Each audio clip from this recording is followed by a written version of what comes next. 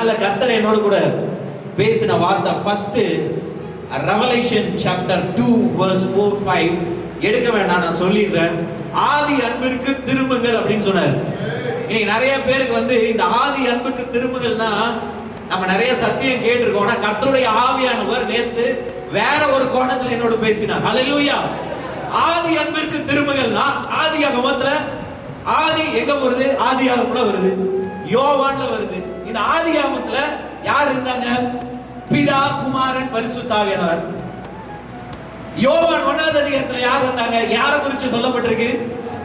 ஆண்டவராகிய இயேசுவை குறித்து சொல்லப்பட்டிருக்கு. அப்ப ஆண்டவர் இங்க ஆதி அன்பிற்கு திரும்புங்கள். கடைசி கால சபைக்கு, எபேசு சபைக்கு கர்த்தர் சொல்றாரு, நம்மளுக்கு கர்த்தர் சொல்றாரு ஆதி அன்பிற்கு திரும்புங்கள். அப்படின்னா உங்க அன்பை ஆண்டவர் மேல திருப்புங்கன்னு சொல்லல. நம்ம பெருசா ஒண்ணு மிஸ் பண்றோம். ஹல்லேலூயா, ஹல்லேலூயா. ஆண்டவர் சொல்றாரு என்னுடைய அன்பிற்கு, நான் முன்னே வைத்த அன்பிற்கு நீ திரும்புன்னு சொல்றாரு. எத்தனை பேர் புரியுது? ஹல்லேலூயா. Thank you Jesus. நிறைய பேருக்கு இன்னைக்கு பெரிய கேள்வி என்னன்னா, ஆண்டவர் என்ன நேசிக்கிறாரா? ஆண்டவர் என்ன கைவிட்டுட்டாரா? ஆண்டவர் ஜெபத்துக்கு பதில் கொடுப்பாரா இல்லையா? இந்த மாதிரி அநேக கேள்வி ஊழியர் ஆனதுக்கு அப்புறமா நான் சொல்றேன். ஹல்லேலூயா, ஹல்லேலூயா.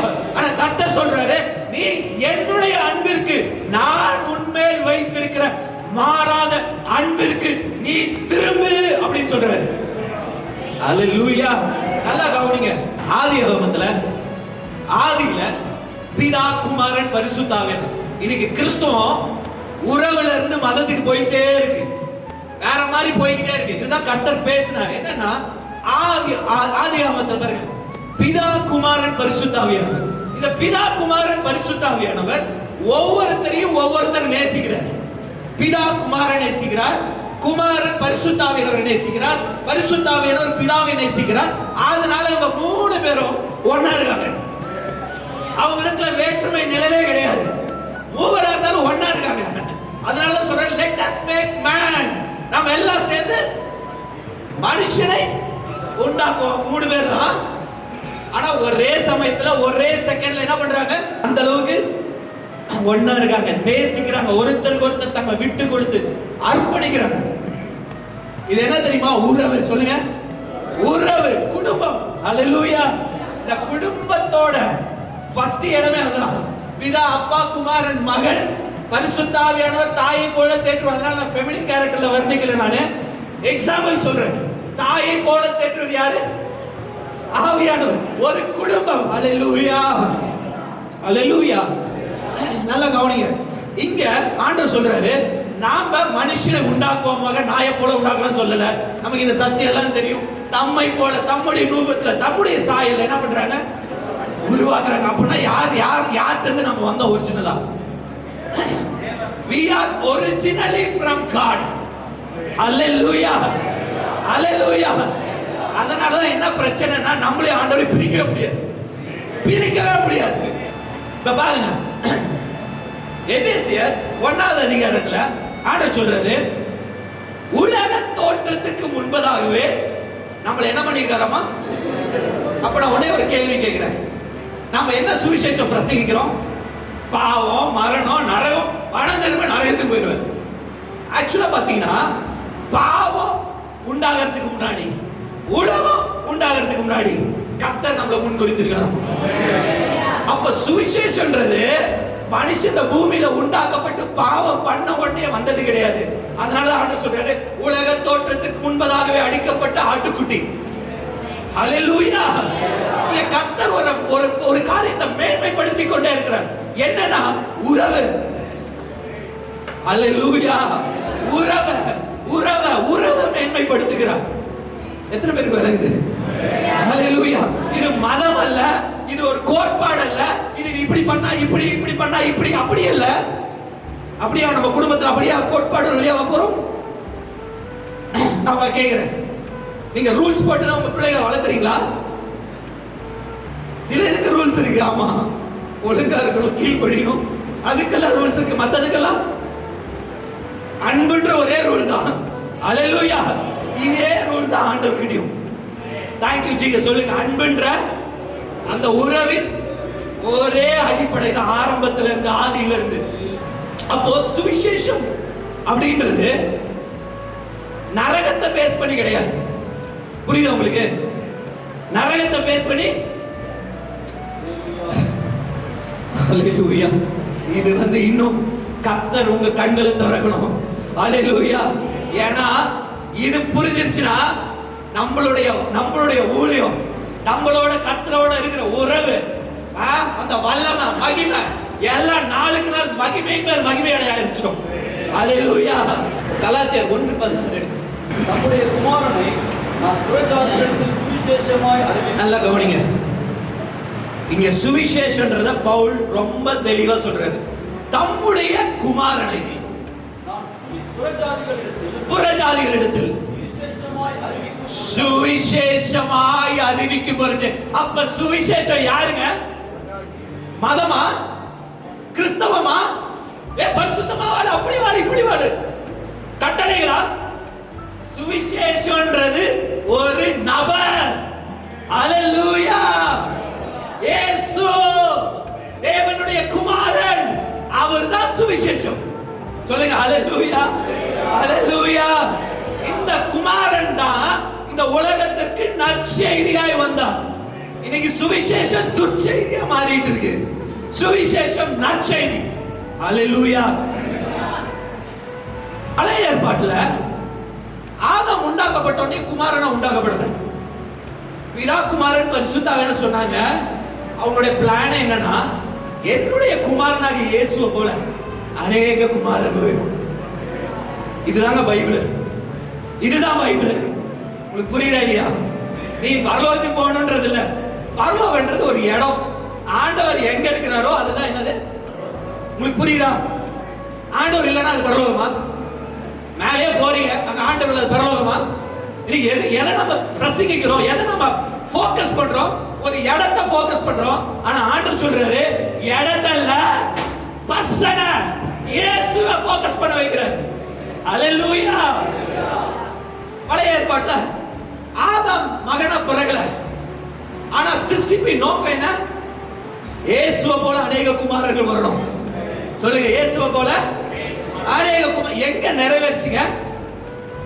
நியாயப்பிரமாணமும் தீர்க்க தரிசனமும் ஒருவரை குறித்தே எழுதி இருக்கிறது. சொல்லுங்க, வேற எதுக்காகவும் கிடையாது.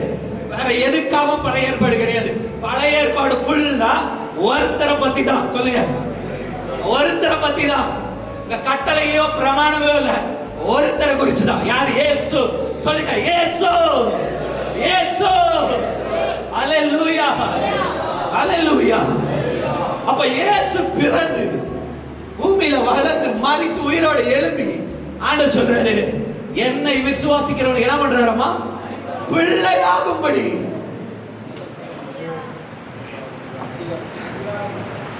பிள்ளையாகும்படி அதிகாரம் கொடுத்தார். ஹalleluya. குமாரனாகும்படி அதிகாரம் கொடுத்தார். எத்தனை பேருக்கு விளங்குது? ஹalleluya. குமாரனாகும்படி. அப்ப ஃபர்ஸ்ட் ஊழியக்காரங்களாகும்படி இல்ல, குமாரனாகும்படி. நீங்க ஃபர்ஸ்ட் ஆண்டவருக்கு பிள்ளைங்க, அப்புறம் தான் ஊழியக்காரன். நீங்க ஃபர்ஸ்ட் யாரு? பிள்ளை. சொல்லுங்க, நான் அவரோட செல்ல பிள்ளை. ஹalleluya. நீங்க ஆண்டவர், நீங்க உங்க கிரியில வச்சு உங்களை நீங்க பாக்குறீங்க.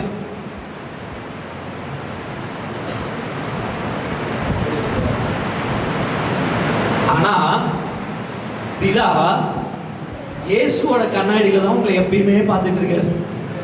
என் பிள்ளை, என் குமாரன், என்னுடைய நீதி, என்னுடைய பரிசுத்தம், என்னுடைய சுதந்திரம், என்னுடைய நேசகுமாரன். ஹalleluya. இதுதாங்க சுவிசேஷம். இயேசுவை விசுவாசிக்கும் பொழுது பாவ மன்னிப்பு உண்டாகி நீதிமானா மாற்றப்பட்டோம். ஆமாவா இல்லையா? ஹalleluya. சொல்லுங்க, குமாரனே, அந்த சுவிசேஷம், அந்த நற்செய்தி, அவரை விசுவாசிக்கிறவங்களுக்கு தான் ரட்சிப்பு, நீதி, விடுதலை, சுகம், புத்திர சுகாரம் எல்லாமே. ஹalleluya. ஆண்டவர் இத பிரசங்கிக்க தான் நம்மளை அபிஷேகம் பண்ணியிருக்கிறார். எத்தனை பேர் புரியுது? வேற ஒண்ணும் தேவையில்லை. ஹல்லேலூயா. பவுல் சொல்றாரு, கிறிஸ்துவின் சிலுவையே அன்றி வேற ஒன்றையும் நீங்கள் அறியாதீங்க. வேற ஒண்ணும் தேவையில்லைங்க. உங்க சபைக்கு, உங்க பிள்ளைகளுக்கு இயேசு போதும்.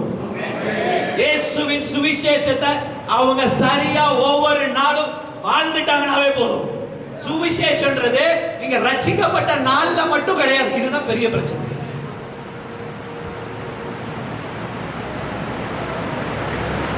ஹல்லேலூயா. சுவிசேஷன்றது ஒவ்வொரு நாளும் வாழக்கூடிய ஒரு வாழ்க்கை. சொல்லுங்க, புரியுதா? நான் சொல்றது புரியுதா? சுவிசேஷன்றது ஒவ்வொரு நாளும் வாழக்கூடிய ஒரு வாழ்க்கை. அல்லேலூயா, அல்லேலூயா. ஏன்னா இந்த ரட்சிப்புன்றது எபிரேயர்ல சொல்லப்பட்டிருக்கிறது நித்திய ரட்சிப்பு. நித்திய ரட்சிப்புனா என்னங்க? நான் பைபிள்ல இருக்கிறதா சொல்றேன். எனக்கு டைம் இல்லாதனால நான் எல்லாத்தையும் எடுக்க முடியாது. சொல்லுங்க, நித்திய ரட்சிப்பு அப்படின்னா என்னது?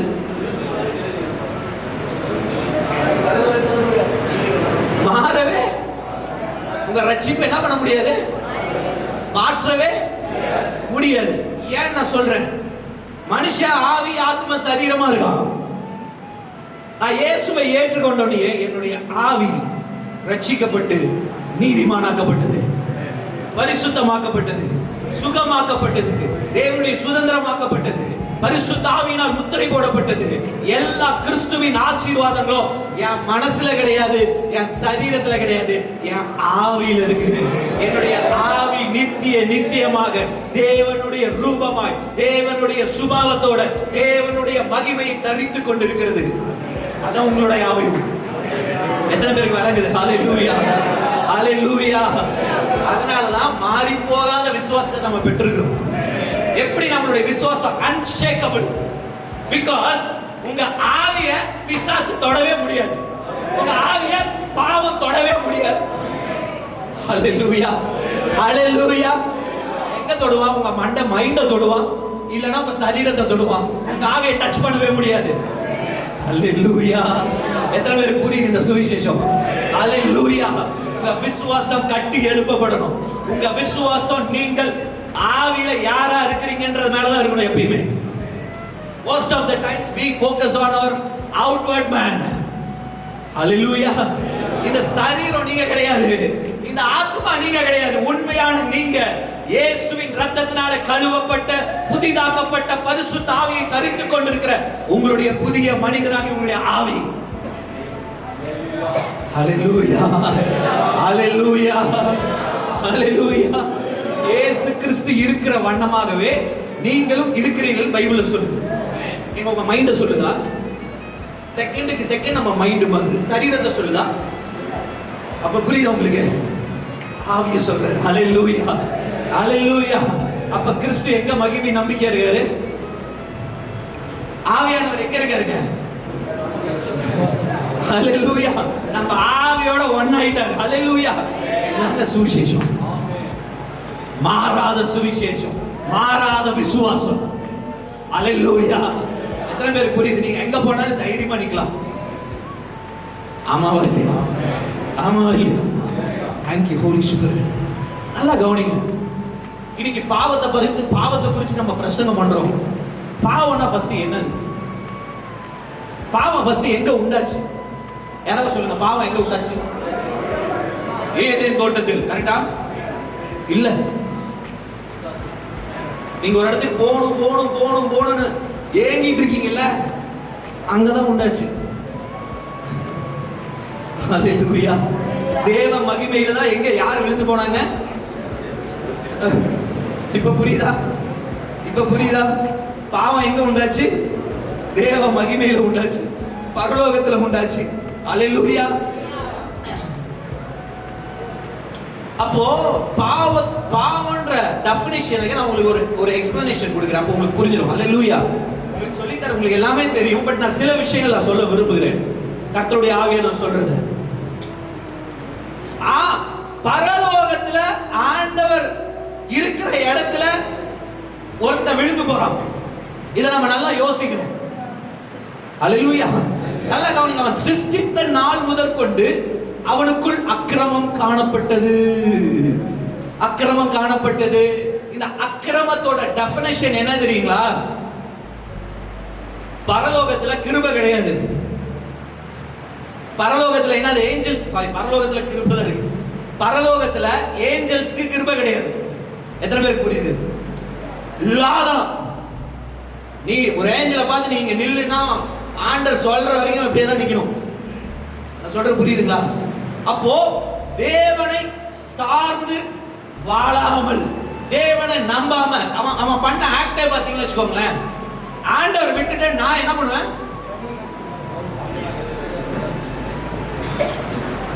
ஹல்லேலூயா. பாவமே அதாங்க. அக்கிரமம் அதான். அக்கிரமம் என்ன பண்ணுது? பாவத்தை பிறப்பிக்குது. அக்கிரம சிந்த பாவத்தை பிறப்பிக்குது. எப்போ எந்த செகண்ட் நம்மளுடைய நம்பிக்கை, நம்மளுடைய விசுவாசம், நம்மளுடைய சார்ந்து கொள்ளுதல் ஆண்டவர் விட்டு கொஞ்சம் விலகுதோ அப்பவே நம்ம என்ன பண்ணிடுறோம்? அக்கிரம செய்கைக்காரன்ற ஒரு இடத்துக்குள்ள வந்துடும். ஆனா நீங்க அக்கிரம செய்கைக்காரர், அதுதான் நான் சொல்ல வரேன். நீங்க நீதிமான்கள் தான், தேவனுடைய பிள்ளைகள் தான். ஆனா உங்க கிரியையில் என்ன பண்ணிட்டீங்க? உங்க கிரியையில் என்ன பண்ணிட்டீங்க? அக்கிரமம் செய்யறவங்களா ஆயிடுங்க. இதுதான் அப்ப பாவம்ன்றது தேவனை சாராமல் நம்பாம அவரை சார்ந்து கொள்ளாம இருக்கிறது. இது பழைய ஏற்பாட்டுல வேற டெஃபினிஷன். புதிய ஏற்பாட்டுல ஏன் இந்த அக்கிரமத்துல இருந்து நாம விடுதலை ஆக முடியும்? ஆண்டவர் சொல்றாரு, உங்கள் நாமனிமித்தம் நான் என்ன பண்ண? சுகமாக்கினேன், பிசாசை துரத்தின, உயிரோடு எழுப்பினேன். ஆண்டவர் சொல்ற, பாவிகளே என்னை விட்டு அகன்று போங்கன்னு சொல்லல. எத்தனை பேருக்கு புரியுது? இப்ப புரியுதா உங்களுக்கு? ஹல்லேலூயா, ஹல்லேலூயா. நீங்க பரிசுத்தவான் தான், நீதிமான் தான், ஆனா அக்கிரமம் செய்கிறவர்களா இருக்க முடியும். Thank you Jesus. எத்தனை பேருக்கு புரியுது? Thank you Jesus. அப்போ இந்த புதிய உடன்படிக்கையின் சுவிசேஷம் 100க்கு 100 உங்களை சார்ந்தது கிடையாது. உங்க புத்தியை சார்ந்தது கிடையாது. உங்க மாம்ச முயற்சியை சார்ந்தது கிடையாது. ஹல்லேலூயா, ஹல்லேலூயா. இது முழுக்க முழுக்க கர்த்தராகிய இயேசுவை விசுவாசிக்கிறதுனால வந்த நீதியிலும் பரிசுத்த ஆவியினால் ஆவியின் நிறைவிலும் வருகிற ஒரு வாழ்க்கை தான் புதிய உடன்படிக்கையின் வாழ்க்கை. எத்தனை பேர் அக்ரி பண்றீங்க? ஹல்லேலூயா, ஹல்லேலூயா. Thank you Jesus. அப்ப பரிசுத்தம்ன்றது நாம ஒன்னு செய்யறத, பாவம்ன்றது நாம ஒன்னு செய்யறதுனால வரது கிடையாது. உங்களுக்கு புரியுதுங்களா? ஒன்னு செஞ்சாதான் பாவம் இல்ல, அந்த பாவம் செய்யறதுக்கு முன்னாடி நமக்கு ஒரு மனநிலை வரும் பாருங்க. தேவனை விட்டு பிரிஞ்ச ஒரு மனநிலைமை, அதுதான் பாவம். ஹல்லேலூயா. அப்ப பரிசுத்தம்னா என்னது? அதுக்கு ஆப்போசிட். ஹல்லேலூயா. சரி, நான் உங்களுக்கு புரியுற மாதிரி சொல்றேன். ஹல்லேலூயா. 1 கொரிந்தியர்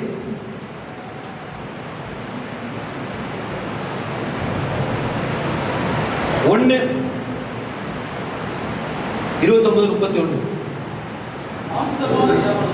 தேவனுக்கு முன்பாக பெருமை பாராட்டும்படிக்கு. ஆமா, இந்த சுவிசேஷத்துல இந்த உடன்படிக்கையில மாம்சமான யாரும் என்ன பண்ண முடியாது?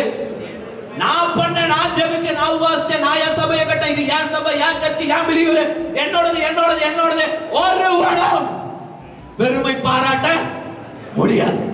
ஹல்லேலூயா. அடுத்தது என்னது? அவரே தேவனால் நமக்கு ஞானமும் நீதியும் பரிசுத்தமும் ஏற்றுக்கொண்டார். ஹல்லேலூயா. பாருங்க, இயேசுவே உங்களோட பரிசுத்தம்.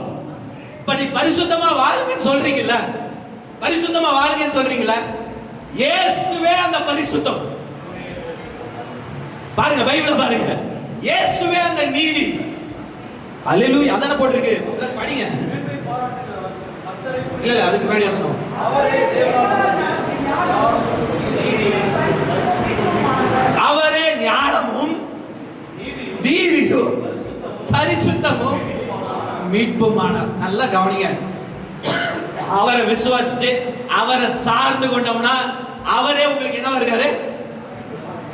பரிசுத்தமா இருக்காரு, நீதியா இருக்காரு, ஞானமா இருக்காரு, மீட்பா இருக்காரு. இதுதான் சுவிசேஷம். இதுதான் சுவிசேஷம். நீ அதை செய்யாத, இதை செய்யாதன்னா அது பிரமாணம். என்ன பண்ணுவாங்க? ஒரு குழந்தைகிட்ட போய் உங்க வீட்டுல உங்க பிள்ளைகிட்ட போய் ஒரு சாக்லேட் டப்பா எடுத்து காமிச்சு ஃப்ரிட்ஜ் மேல வச்சுட்டு நீ அதை தொடக்கூடாது அப்படின்னு சொல்லிட்டு நீங்க வீட்டு விட்டு வெளியில போயிடுங்க. அந்த பாப்பா என்ன தெரியுமா பண்ணும்? என்ன பண்ணும்? இப்ப புரியுதா ஏவாளுக்கு என்ன நடந்துச்சுன்னு புரியுதா? ஏன் உலக தோற்றத்துக்கு முன்னால அடிக்கிட்ட ஆட்டுக்குட்டின்னு சொல்றாரு புரியுதா? ஆண்டவர் சொன்னாரு அதை மட்டும் புசிக்காத. ஹல்லேலூயா. அங்க ஒரு பிரமாணம் வந்துருச்சு. அதனாலதான் ஏவாளுக்கு என்ன பண்ணுது? எத்தனை பேருக்கு விளங்குது? ஹல்லேலூயா. ஏவாளுக்கு டெம்ப்டேஷன் வந்துருச்சு. அப்போ அங்க யார சொல்லணும்? அங்க பிசாசு வந்து ஒரு வஞ்சனையை சொல்றான். என்ன வஞ்சனை சொல்றான்னா, ஏவாளுடைய அடையாளத்தை கொஸ்டின் பண்றான்.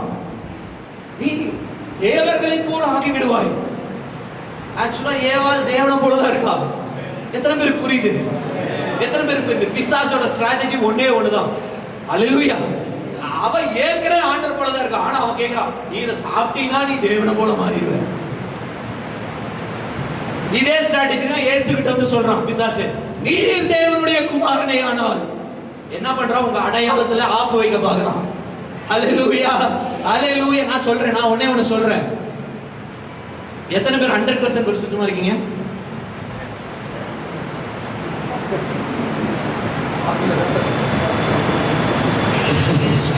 எத்தனை பேர் 100% நீதிமானா இருக்கீங்க? அப்போ உங்க கிரியின் அடிப்படையில எதுவுமே கிடையாது. இது இயேசு கிறிஸ்துவை பற்றும் விசுவாசத்தினால வருகிற நீதி. இந்த நீதி என்னுடைய ஆவியில இருக்கு. இந்த நீதி மாறவே மாறாது. அதனாலதான் சுவிசேஷத்தை அனுதினமும் நம்ம வாழணும். பிசாசு கோல் வருவான், நீ குறையுள்ளவன், நீ அந்த தப்பு பண்ணல, ஊழியக்காரனாயே நீ இப்படி ஒரு பாவத்தை பண்ணிட்டாரு. நான் சொல்லிட்டா பாவத்தை ஆண்டவர் டீல் பண்ணிட்டாரு. பாவம் பண்ணா அடுத்த செகண்டே நம்ம மனம் திரும்பிடணும். என்னங்க? அடுத்த செகண்டே ஆண்டவரே விழுந்துடணும், மன்னிச்சிருங்க. அவர் மன்னிச்சு மறந்துடுவாரு. குற்ற உணர்வு பார்க்க பிசாசு வரான். நீ அதை பண்ணல, நீ இப்படி பேசல. அப்ப நீங்க என்ன சொல்லணும்? நான் இயேசுவை பற்றும் விசுவாசத்தினால நீதிமானாக்கப்பட்டிருக்கிறேன். என்னுடைய கிரியையினால் அல்ல, என்னுடைய கிரியையினால் அல்ல, நியாயப்பிரமாணத்தின் கிரியையினால ஒரு மனுஷனும் நீதிமானாக்கப்பட முடியாது. அல்லேலூயா. அல்லேலூயா. அல்லேலூயா. அதனால பவுல் சொல்ற உங்க நம்பிக்கையை அறிக்கையிடுகிறது என்ன பண்ணுங்க? என்ன பண்ணுங்க? உறுதியா இருங்க. என்ன நம்பிக்கை? நான் தேவனுடைய குமாரன், இயேசு கிறிஸ்துவை போலவே நான் இருக்கேன். பரிசுத்த ஆவியானவர் எனக்குள்ள இருக்காரு. நான் பிதாவுடைய பார்வையில குற்றமற்றவனா இருக்கேன். பாருங்க, எபிரேயர் 8:12 சொல்றாரு, நான் உங்கள் அக்கிரமங்களையும் பாவங்களையும் நீ நினையாதிருப்பேன். இதுதாங்க சுவிசேஷம். அல்லேலூயா. உங்களுக்கு மட்டும் ஆண்டவருடைய கிருபை வேண்டும், இறக்க வேண்டும். ஆனா சபைக்கு தேவையில்லை.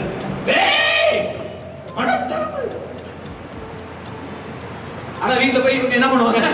ஆண்டவரை இரக்கமாறு கிருபையார் கண்ணிலையா காது. ஆனா அங்க போய் ஜாக்கிரதை. ஆண்டவர் உறவுக்காக அழைக்கிறார். நீங்க இந்த நீதியோட தேவனோட ஒரு நல்ல உறவை கனெக்ட் பண்ணிடணும். அல்லேலூயா. ஒவ்வொரு நாளும் நீங்க பரிசுத்த ஆவியினால நிரம்பின தேவ நீதின்ற அந்த கான்சியஸ்ல 1% குற்ற மனசாட்சி இல்லாம தைரியமா பிசாசுக்கு எதிர்த்து நின்று வாழ முடியும். எத்தனை பேர் விளக்குது? அல்லேலூயா. அல்லேலூயா. அல்லேலூயா. தேவனே உங்களை நீதிமானாக்குகிறவர், உங்களை குற்றம் சாட்டுகிறவன் யார்? அல்லேலூயா. உங்களை நீதியாய் மாற்றிவிட்டார், பரிசுத்தமாய் மாற்றிவிட்டார். அல்லேலூயா. அப்ப ஒவ்வொரு நாளும் நம்ம அவருடைய அடையாளத்துல வாழணும். இததான் சபைக்கு நம்ம சொல்லணும்.